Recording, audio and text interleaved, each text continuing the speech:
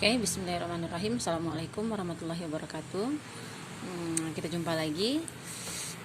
Oke, mahasiswa ibu sekalian, tadi sudah ibu berikan arahan bahwa pelajari dulu sendiri tentang distribusi peluang kontinu. Nah, jadi semoga paham ya. Nah, kalaupun belum paham, semoga sudah sedikit ada gambaran sehingga penjelasan berikut ini semakin membantu untuk paham. Oke, jadi berbeda dengan distribusi peluang diskrit. Masih ingat minggu lalu, distribusi peluang diskrit itu dia melibatkan ruang sampel diskrit. Artinya, ruang sampelnya itu berhingga banyaknya. Walaupun misalnya 1.000.000, tapi 1.000.000 pas. Nah, jelas gitu ya, atau 100, atau 50, atau cuma 5 dan seterusnya. Nah, kalau dia distribusi peluang kontinu, maka dia melibatkan ruang sampel yang kontinu. Apa itu ruang sampel yang kontinu? Ruang sampel yang tidak berhingga banyaknya. Mirip seperti himpunan, tapi dia tidak berhingga banyaknya himpunan itu. Bilangan asli. Kalau dia tidak ditentukan bilangan asli itu sampai berapa, maka dia tidak berhingga banyaknya. Ya kan? Atau bilangan real. Dari min tak hingga sampai tak hingga. Nah, itu disebut ruang himpunan ruang sampel yang kontinu.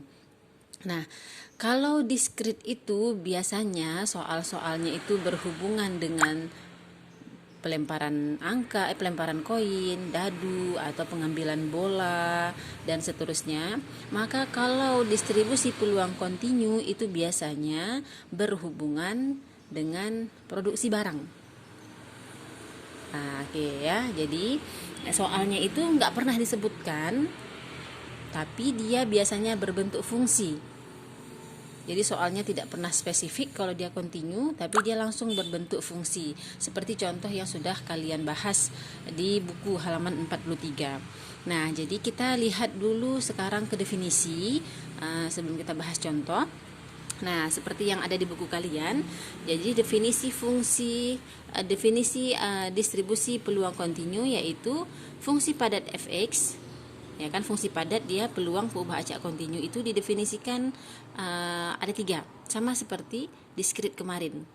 Nah, yang pertama, fx lebih dari 0 untuk semua x anggota real.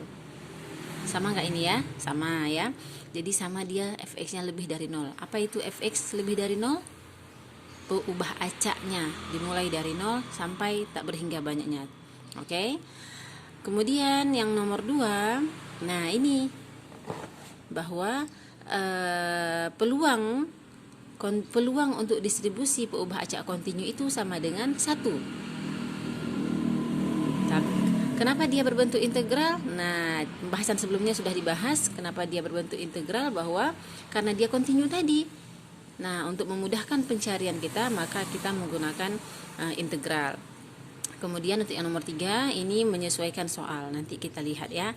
Oke, sekarang kita lihat dulu contoh. Nah, contohnya langsung ke buku aja. Selesaikan peubah acak X. Nah, jadi di sini selesaikanlah peubah acak X yang mempunyai fungsi padat peluang